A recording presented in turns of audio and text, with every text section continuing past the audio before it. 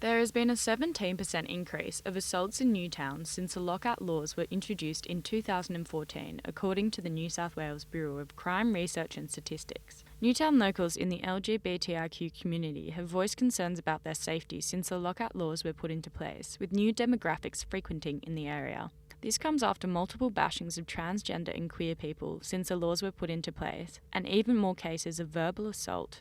Like a month ago, I was in Marley Bar and my girlfriend and I we pecked, it was like very PG stuff. And these guys like hooted at us or something.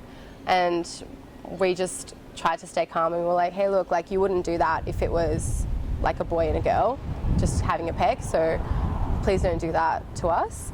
And then we had it felt like banter for like about a second. And then all of a sudden we were just like, yeah, all right, like just enjoy your night, whatever, walked away. And then all of a sudden they just started swearing at us, telling us to fuck off and just like, I don't know, maybe they called us dykes, who knows? I don't even remember. It was just very intense. Like, it ruined the entire night for me. I just wanted to go home and like cry a little bit.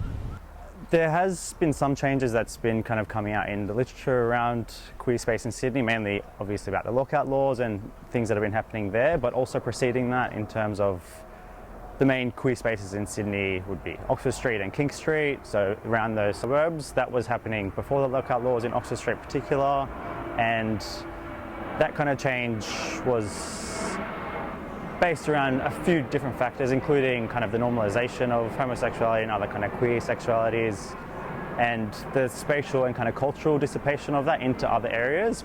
Whilst 1 in 10 gay men in a same-sex relationship live within 2 kilometres of Taylor Square in Darlinghurst, lesbian women are much more dispersed, left with no queer space to call their own.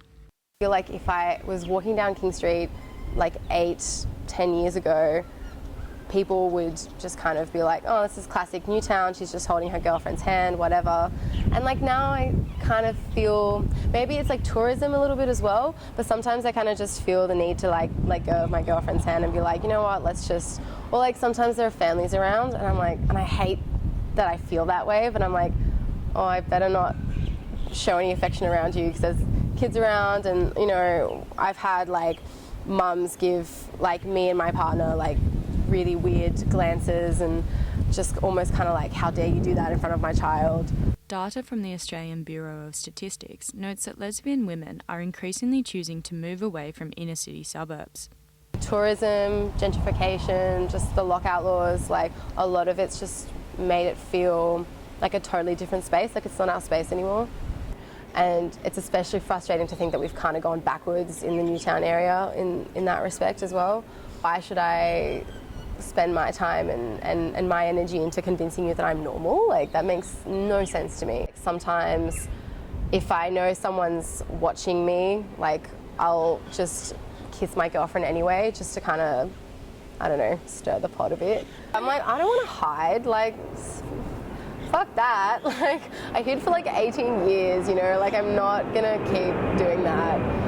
It's not enough to just be regulated at the personal level, because if it's part of a macro change that is occurring, like you said, different kind of people coming together in different spaces, it does change the nature of those spaces. It's just their opinion and we respect that, but if you're in our space, then the same kind of affordances should be made, I think, because sometimes, I don't know, Sydney feels a little bit like very conservative in some ways, and not as progressive as people make it out to be, I think.